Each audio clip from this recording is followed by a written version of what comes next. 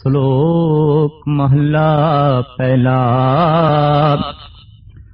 विस्मादनाद विस्माद वेद, विस्माद जी विस्माद भेद, विस्माद रूप विस्माद रंग, विस्माद नागे फिरे जंत, विस्माद पौन विस्माद पानी, विस्माद अग्नि खेडे विडाणी, विस्माद धरती विस्माद खाणी, विस्माद साध लगे पराणी, विस्माद विस्माद विंजोग, विस्माद भुख विस्माद भोग, विस्माद सिफत विस्माद सालाम, विस्माद उजड़ विस्माद रा, विस्माद निरय विस्माद दूर, विस्माद वेखै हाजरा हजूर, वेख विडाणे रहा विस्मादे, नानक बुझण पूरे भागे, वेख विडाण रहा विस्मादे, नानक बुझण पूरे भागे। विस्माद एक ਉਹ ਅਵਸਥਾ ਜਿੱਥੇ ਮਨੁੱਖ ਦੀ ਸੋਚ ਸ਼ਕਤੀ ਸ਼ਿਥਿਲ ਹੋ ਜਾਏ, ਅੱਗੋਂ ਸੋਚ ਨਾ ਸਕੇ। ਐਸੀ ਹਾਲਤ ਵਿੱਚ ਜੋ ਅਵਸਥਾ ਬਣਦੀ ਹੈ ਉਹਨੂੰ ਅਚਰਜਤਾ, ਵਿਸਮਾਦ, ਰਹੱਸਮय, ਵਿਸਮय ਕਰਕੇ ਕਹਿੰਦੇ ਨੇ। ਆਸਾ ਦੀ ਵਾਰ ਦੀ ਜੋ ਇਹ ਤੀਸਰੀ ਪੌੜੀ ਹੈ, ਇਸ ਦੇ ਨਾਲ ਜੋ ਪਹਿਲੇ ਪਾਤਸ਼ਾਹ ਜੀ ਦੇ ਇਹ ਦੋ ਸ਼ਲੋਕ ਨੇ, ਇਹਦੇ ਚ ਕਾਦਰ ਦੀ ਤਰਫੋਂ ਵਰਤੀ ਹੈ ਜਿਹੜੀ ਕੁਦਰਤ ਤੇ ਕੁਦਰਤ ਦੇ ਜੋ ਵਿਸਮਾਦਤਾ ਹੈ, ਉਸ ਦਾ ਸਾਹਿਬ ਸ੍ਰੀ ਗੁਰੂ ਨਾਨਕ ਦੇਵ ਜੀ ਮਹਾਰਾਜ ਜ਼ਿਕਰ ਕਰਦੇ ਨੇ। ਅਜੋਕੇ ਸਮੇਂ 'ਚ ਵਿਸਮਾਦ ਮਨੁੱਖ ਦੀ ਜ਼ਿੰਦਗੀ 'ਚ ਖਤਮ ਹੁੰਦਾ ਜਾ ਰਿਹਾ ਹੈ, ਕਿਉਂਕਿ ਮਨੁੱਖ ਜਦ ਹੰਕਾਰੀ ਹੋ ਜਾਏ ਤਾਂ ਉਹ ਕਹਿ ਦਿੰਦਾ ਹੈ ਮੈਂ ਸਭ ਕੁਝ ਜਾਣਦਾ। ਜੈਸੇ ਇਹ ਦਾਵਾ ਹੋਵੇ ਕਿ ਮੈਂ ਸਭ ਕੁਝ ਜਾਣਦਾ, ਉੱਥੇ ਵਿਸਮਾਦ ਦਾ ਜਨਮ ਨਹੀਂ ਆਉਂਦਾ, ਉੱਥੇ ਰਹੱਸ ਦਾ ਜਨਮ ਨਹੀਂ ਆਉਂਦਾ, ਉੱਥੇ ਅਚਰਜਤਾ ਪੈਦਾ ਨਹੀਂ ਹੋਈ। ਹੈਰਾਨ ਕੁਨ ਅਵਸਥਾ ਉੱਥੇ ਬਣਦੀ ਹੈ ਜਦ ਐਸਾ ਮਨੁੱਖ ਸੋਚੇ ਤੇ ਉਸਦੇ ਕੋਲ ਬਾਰੀਕ ਬੁੱਧ ਹੋਵੇ ਕਿ ਮੈਂ ਜੋ ਕੁਝ ਵੇਖਿਆ ਹੈ ਪੂਰਾ ਨਹੀਂ ਵੇਖਿਆ, ਮੈਂ ਜੋ ਕੁਝ ਸੁਣਿਆ ਪੂਰਾ ਨਹੀਂ ਸੁਣਿਆ, मैं जो कुछ सोचे है पूरा नहीं सोचा, मैं जितना गवन किया है फिर भी मैं पूरा गवन नहीं किया, मैनू जो कुछ दिखाई दे रहा है ये इतना ही नहीं, ये होर भी है, ये होर भी है। ऐसी बुद्धि लई विनम्रता चाहिए है, निर्माणता चाहिए है। कहते ने एक बच्चा रहस दे च जीवदा है, एक कवि रहस दे च जीवदा है, एक संत रहस दे च जीवदा है। इन्हां तिन्हां तो इलावा मनुख की जिंदगी विच आश्चर्यता, विस्माद, हैरानकुन अवस्था देखनी बहुत औखी है। क्यों कि इन्हां तो बिना जो जीवन है वो अहंकारी है, ते अहंकारी की जिंदगी विस्माद नहीं आउंदा। बच्चा विनम्र है, जो कुछ नहीं जानता उहदे बारे उसका जानकारी का दावा नहीं है, उहदे बारे उसका प्रगटावा नहीं कि मैं जाना।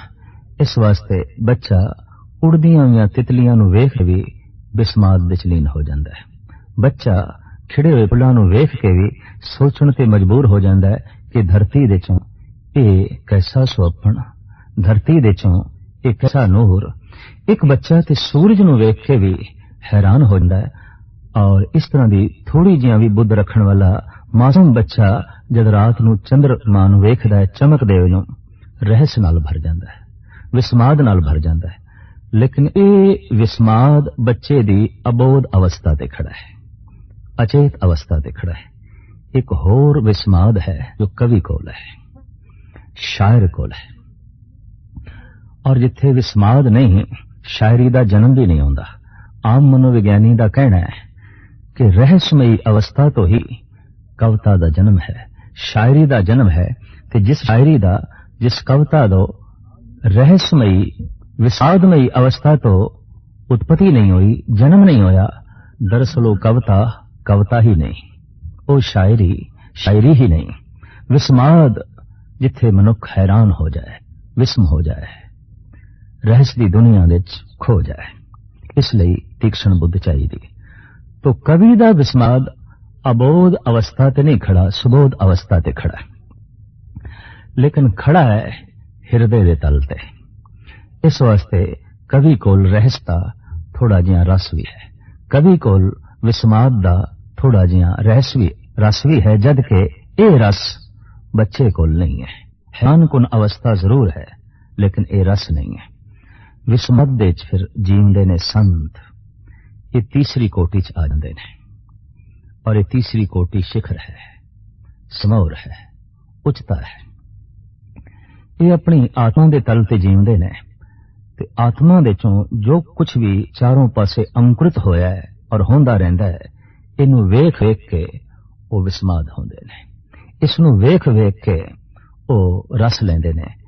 ऐसा जगत दे जो कुछ अंकुरित होंदा है उस परम आत्मा तो उन्नू वेख वेख के गुरु नानक देव जी महाराज कहंदे ने, मैं विस्माद दे चला गया। वेख विडान रिहा विस्माद, नानक बुझन पूरे भाग। साहिब कहंदे मैं ये विडान ये कौतक वेख के विस्माद हो गया।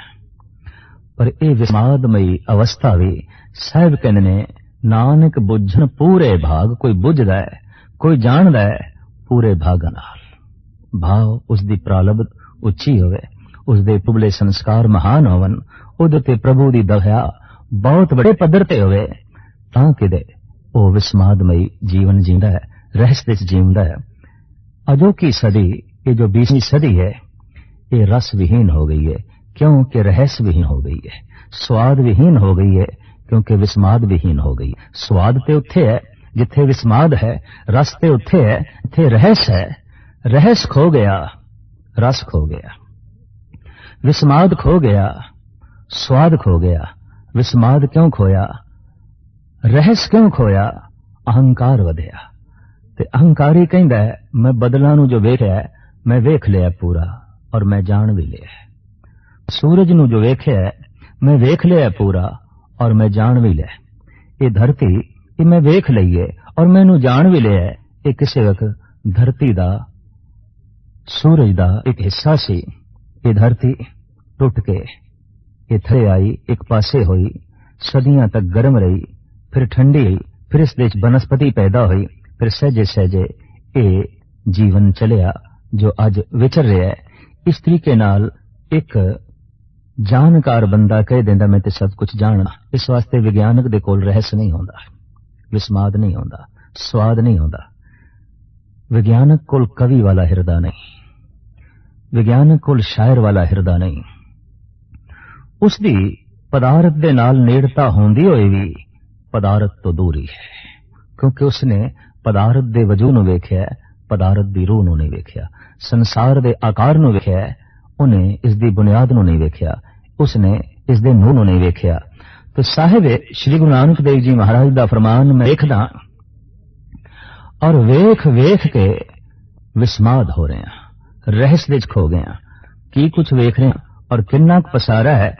इस श्लोक दे गिनती दे मुताबिक गुरु नानक देव जी महाराज दसदे जा रहे ने, विस्माद नाद, विस्माद वेद। प्रथम ते मेरे लिए जो आवाज है जो मेरे कान सुनदे ने, इन्हू सुन सुन के मैं विस्माद दे चला जाना। असीं भी सुनदे हां, बदलां दी गर्जन सुनदे हां, कोयलां दी कूक सुनदे हां, मनुखां दे बोल सुनदे हां, सागर दा गर्जन सुनदे हां, पवन दी शांशां सुनदे हां, चिड़ियां दा चहचहाना सुनदे हां, संगीत सुनदे हां, गीत सुनदे हां, पर विस्माद नहीं, रहस्य नहीं। कारण असीं नाद दी खलड़ी वेखदे हां, रूह नहीं वेखदे, उपरों ही सुनदे हां। ये जितना आवाजां ने, जो शब्द, जो आवाज, जो स्वर, जो ध्वनि साडे कन विच पै रही है, गुरु नानक देव जी महाराज ते इंज कहंदे ने, जो बोलत है मृग मीन पंखेरू, सो बिन हर जापत है नहीं होर। मेरे लिए ते हे परमात्मा तू ही बोल रहे हैं, किधरे सागर दे गर्जन विच, किधरे पवन दी शां दे च, किधरे मनुखां दी भाषा दे च, किधरे बंदियां दी बोली दे च, किधरे पंछियां दे चहचहाण दे च। ये आवाज सब तेरी है, ये धुन सब तेरी है। जेता रूप काया तेरी, ये जितना आकार मैनू दिखाई दे रहा है ये ते काया है, ये तेरा वजूद है। और इस वजूद चों जो कुछ भी प्रगट हो रहा है ये तू ही है। तो सब कहते ने विस्माद नाद, ये जो शब्द है, ये जो स्वर है, ये जो आवाज है, इनू मैं सुनदा ते विस्माद हो जाना। हैरानगी होगी विस्माद शब्द नू सुन के, विस्माद आवाज नू सुन के। हाँ, आवाज दी अपनी महानता है अगर इसनू किधरे बारीकियां दे नाल सुनिया जाए। कद किसी ने बारीकी नाल सुनिया गऊ दा बोलना, कद किसी ने बारीकी नाल सुनिया कुत्तियां दा भौंकना, कद किसी ने बारीकी नाल सुनिया शेर दा गर्जना ते चिड़ियां दी चहचहाट। हकीकत है जिस दिन किसी ने भी बारीकी नाल सुनिया बिस्मात तारी हो जाएगा और स्वाद दी गंगा वग तुरेगी। बारीकी नाल ये चारों पासे उमड़दे हुए बोल सुने, आवाजां सुनिया, स्वर ध्वनि नूं सुनिया तां रहस दी दुनिया चो बंदा खो के रस दी दुनिया विच लीन हो जाएगा, आनंद माणेगा, परम रस। तो साहिब कहंदे ने विस्माद नाद, विस्माद वेद विद्या ज्ञान, अनंत प्रकार दा ज्ञान। साडे देश विच 64 प्रकार दी विद्या मनी गई है, लेकिन इसनूं थोड़ा तकसीम करिए तां पदार्थ दा ज्ञान, कला दा ज्ञान, आत्मा दा ज्ञान, इंजे 3 तरह के ज्ञान विच 64 तरह की विद्या आउंदी है।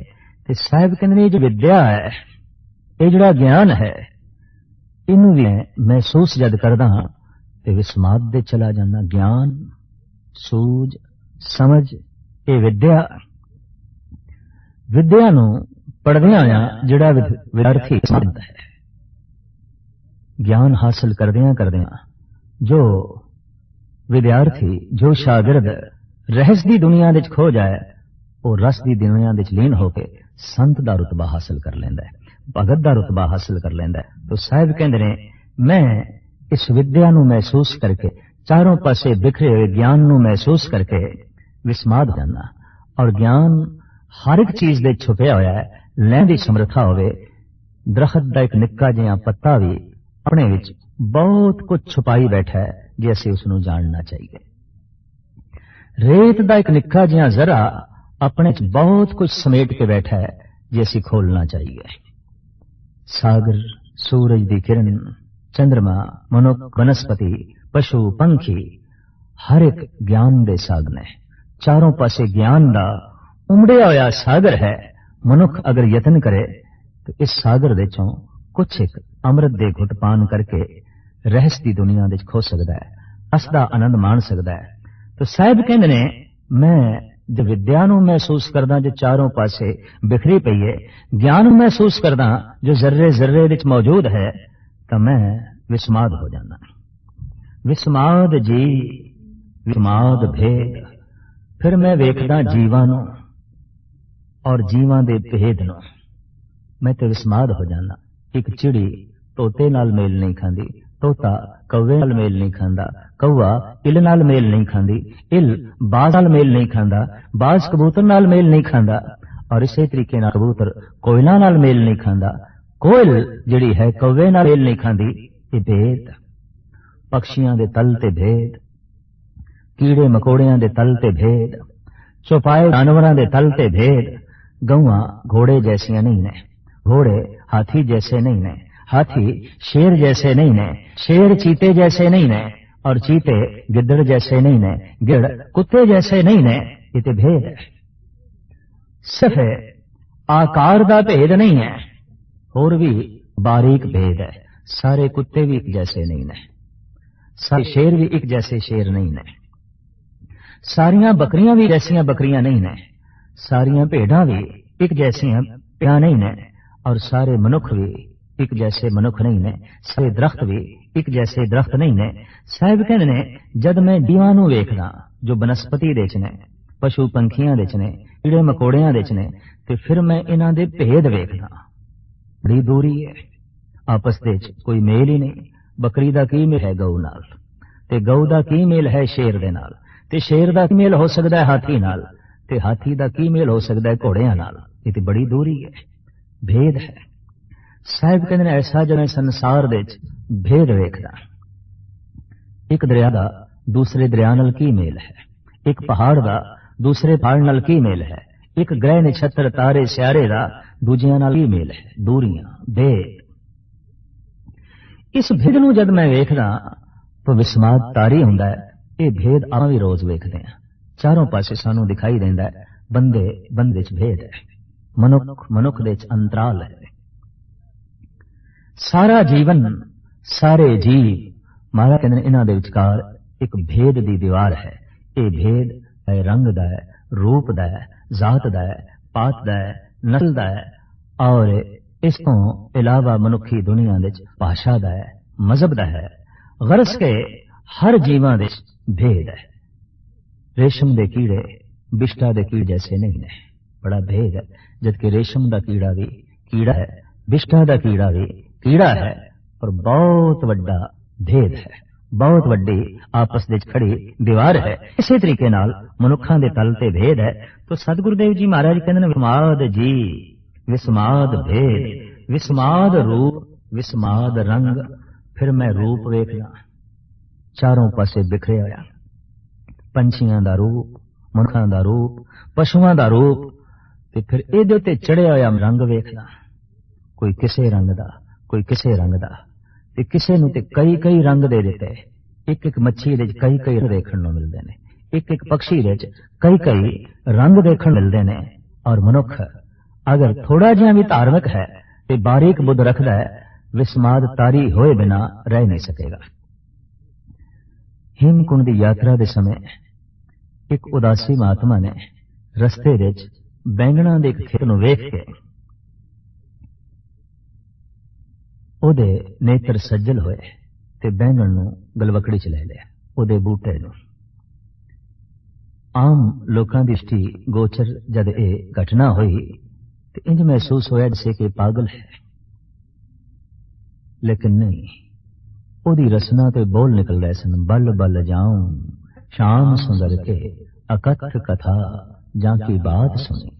हे ਅਕਥ ਪ੍ਰਭੂ, हे ਸ਼ਾਮ ਸੁੰਦਰ, ਅੱਜ ਤੂੰ ਬੈਂਗਣ ਵਿੱਚ ਬੜਾ ਸੋਹਣਾ ਮੁਖੜਾ ਦਿਖਾਇਆ ਹੈ। श्याम रंग भी कितना सुंदर हो सकता है, श्याम रंग भी कितना प्रभाव कर सकता है, श्याम रंग भी कितना मन नूं अंदौलत कर सकता है। हे प्रभु, ये तू बैंगणा दे राही दिखाना सी मैनूं। रोज वेखदे हां बैंगण, लेकिन बैंगण विच श्याम सुंदर दे दर्शन कित्थे? इसलिए एक बारीक बुद्ध चाहिए है, इसलिए कवि दा हिरदा चाहिए है, इसलिए संत दी आत्मा चाहिए है।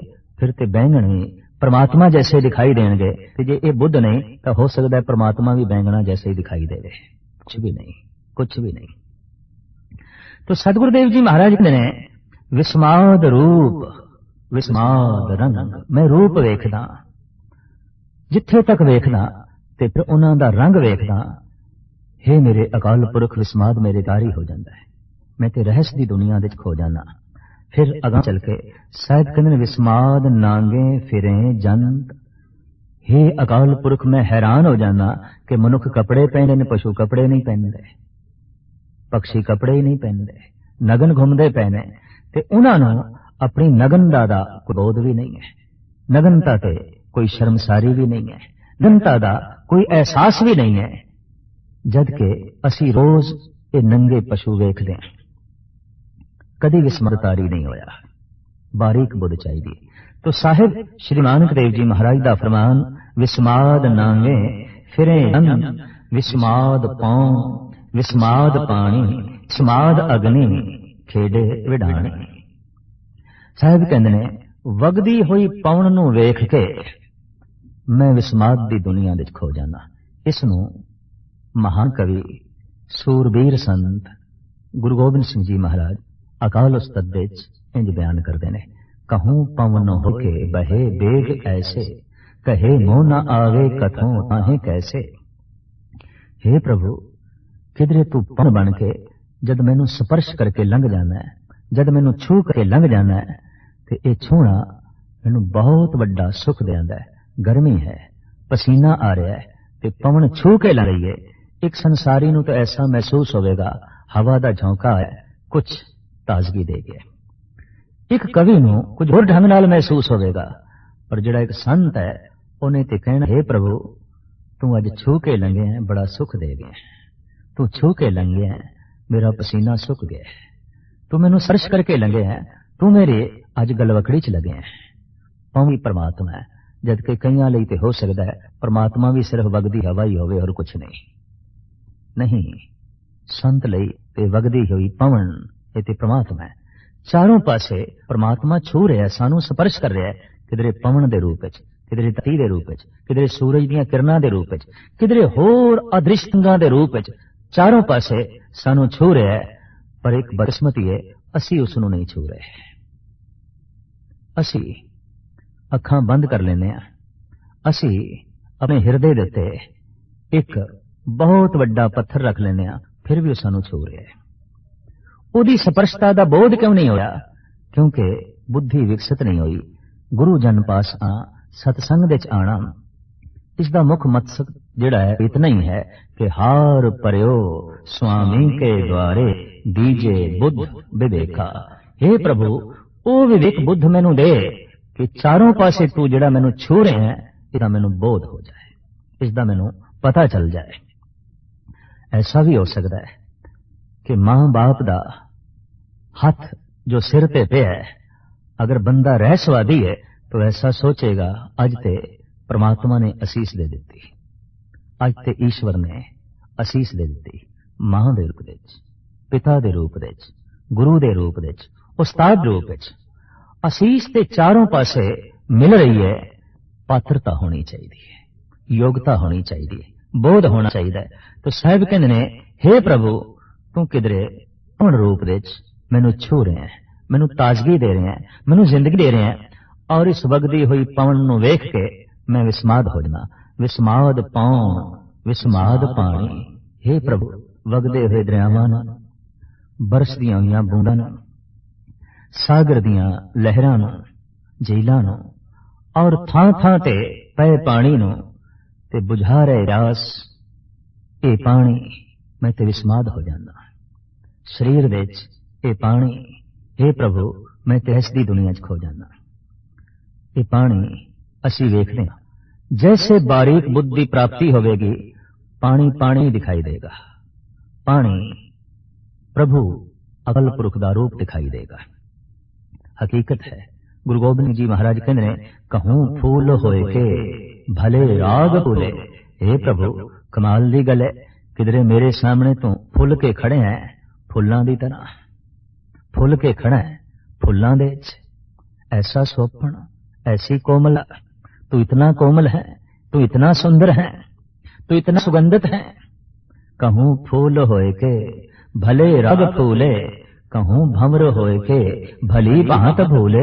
हे प्रभु, मैं ते एक होर कौतक वेख के हैरान हो रहा कि किधरे भौरा होके तू आप ही अपने रूप ते मस्त होया फिरदा है, आप अपनी सुगंधी ते मस्त होया फिरदा है। फुल दे चारों पासे प्रकरमा पिया करदा है, फुल तो आप, भौरा तो आप, अपनी आप दे ऐसी लीनता, अपने आप दे ते ऐसा तो मोहित होया फिरदा है। ये एक दृष्टि है, एक धार्मिक दृष्टि है। जद ये मिलती है तो चारों पासे पसारा ब्रह्मदाई दिखाई देता है। सतगुरुदेव जी महाराज कहते हैं, पानी नू वेख के मैं विस्मत अवस्था चला जाना। प्यास लगती है, पानी पींदियां जो शांति मिलती है, चैन मिलता है, शरीर नू जो आराम मिलता है, हे प्रभु मैं दंग रह जाना। इतनी वड्डी तेरी ये दात, इतनी वड्डी तेरी ये सौगात, और इस दे च इतना तू रस पा दिता, इतना तू जीवन पा दिता। विस्मार अग्नि खेडे विडाणी। मैं विस्माद हो जाना अग्नि नू वेख के जो तरह तरह के कुतक पई कर दिए। किधरे बड़वा अगन, किधरे दावा अगन, किधरे जठर अगन। दावा अगन जो बनस्पति दे विच है, बड़वा अगन जो सागर दे विच है, जठ अग्नि जो जीवां दे शरीर दे अंदर है। साहिब कहंदे ने मैं ते दंग हां, वख वख ये अग्नियां वख वख कौतक कर रही ने, अपने अपने ढंग नाल ये तमाशा कर रही ने। और इन्हां दा तमाशा मैं रोज पिया वेखदा। किधरे बड़वा अगन सागर नूं अंदोलित करके उन्हों बदलों का रूप देंदी है। दावा अग्नि बनस्पति दे चों प्रगट होए तरह तरह के होर कौतक कर दिए। ते किधरे शरीरां दे जन अग्नि पाचन शक्ति का काम कर दिए, जीवन देण का काम कर दिए। अग्नि दे ऐसे कौतक ते जीवन देण दे वसीले वेख के हे प्रभु मैं ते विस्माद दी दुनिया दे खोजना। विस्माद अग्नि खेडे विडाणी, विस्माद धरती विस्माद पानी। साहिब कहते ने मैं विस्मादमई अवस्था चला जाना धरती दे कौतक वेख के, धरती दी होंद नूं वेख के, इहदी कृत कर्म नूं वेख के। इस धरती दे उत्ते जो अनेकां खाणियां ने, अंडज जेरज सितज उत्पुज, जो अंडियां तो पैदा हो रहे हैं, जेर तो पैदा हो रहे हैं, पसीने तो पैदा हो रहे हैं, उत्पुज खाणिए जो बनस्पति है, इन्हां खाणियां नूं वेख के भी मैं विस्मादमई अवस्था दे चला जाना। विस्माद साध लगे प्राणी, हे अकाल पुरख जीवां नूं जद स्वाद दे लीन मैं देखदा ते स्वादां दे रसे होए मैं देखदा, मैं ते इत्थे भी विस्माद जाना। हर जीव किसे न किसे रस दे पिछे दौड़ रहा है, हर जीव दे अंदर कोई ना कोई रस जिहड़ा है वो प्रधान है। विस्माद साध लगे प्राणी, विस्माद संजोग विस्माद जोग। हे प्रभु जीवां दा संजोग ते जीवां दा जोग। मनुख दा ही संजोग नहीं, मनुख दा पशुआं नाल भी संजोग है। घर दे जो गऊ है पालतू उस नाल भी कोई पूर्वला संजोग है। घर दे जो कुत्ते ने उन्हां नाल भी साडा कोई संजोग है पूर्वला। घर दे जो बूटे ने फुल्लां दे चाहे फल दे, इन्हां नाल भी साडा कोई पूर्वला संजोग है। मनुख नाल जो मेल, मनुख दा जो बनस्पति नाल मेल, जिहड़ी बनस्पति ज्यादा अंदौलत करे उस नाल कोई साडा संबंध है। जिहड़े पशु ज्यादा अंदौलत करन, ज्यादा कशिश दा बायस बनन, उन्हां पशुआं नाल साडा कोई संबंध रह गया है। और इसी तरीके नाल जिहड़ा मनुख ज्यादा प्रभावित करे ते जिसदी चाहत बहुत ज्यादा पैदा होवे, नाल कोई संजोग साडा पूर्वला भी है। तो सतगुरुदेव जी महाराज कहने ये जीवां दे तरह तरह दे मैं संजोग वेखदा, वेख के हैरान हो जाना। ते संजोग दे नाल जुड़े होया विजोग वेखदा, विछोड़ा वेखदा, मिलना है ते फिर विछड़ना है, ये भी मैनू विस्मादमई अवस्था दे लै जांदा है। विस्माद दुख विस्माद भोग, जीवां नू जो भुख लगदी है ये वेख के भी मैं हैरान हो जाना। ते भुख लगे मनुख जद भोग दे लीन होंदे ने, रस दे लीन होंदे ने, तां उस भुख नू वेख के ते भोग नू वेख के हे प्रभु ते समाधि लीन हो जाना। विस्माद सिफत विस्माद साला, तेरी जिहड़ी सिफत ओ सलाह है उसदे रस है ते आनंद है। हे प्रभु ये वेख के भी मैं विस्माद हो जाना। विस्माद उजड़ विस्माद राह, तरह तरह दी उजाड़ ते रस्ते, भटकना ते मारे चलना। चाहे ये भटकना जमीन ते होवे ते चाहे चल जमीन ते होवे ते चाहे ये भटकना सुरत दा होवे ते सही ढंग नाल चलना मनुख दी सुरत दा होवे। साहिब कहने इस भटकने नू वेख के, उस उजड़ नू वेख के, उजाड़ नू वेख के ते रस्तियां नू वेख के ये भी मैं विस्मादमई अवस्था दे हो जाना। चाहे रस्ते पहाड़ां ते बने ने, चाहे धरती ते बने ने। विस्माद उजड़ विस्माद राह, विस्माद नेड़े विस्माद दूर, जीवां दी जीवां प्रति नेड़ता, परमात्मा दा नेड़े दिखाई देना। हे प्रभु ये भी मैं विस्माद दे लीन हो जाना, पर तेरा दूर दिखाई देना ते जीवां दी जीवां नाल जिहड़ी दूरी है, हे प्रभु ये भी विस्माद दा बायस बन जाती है। विस्माद वेखे हाजरा हजूर, जिहड़ा तैनू हाजिर नाजर वेखदा है ये भी विस्मादमई अवस्था नू जन्म देंदा है। वेख विडाण रहा समाद, नानक बुझण पूरे भाग। मैं इस समाद नू वेख के आनंदमई अवस्था दे लीन होके रस माणदा, पर यह विस्माद बुझिया जांदा है उच्चे भागां नाल, उच्ची बख्शिश नाल, उच्ची रहमत नाल।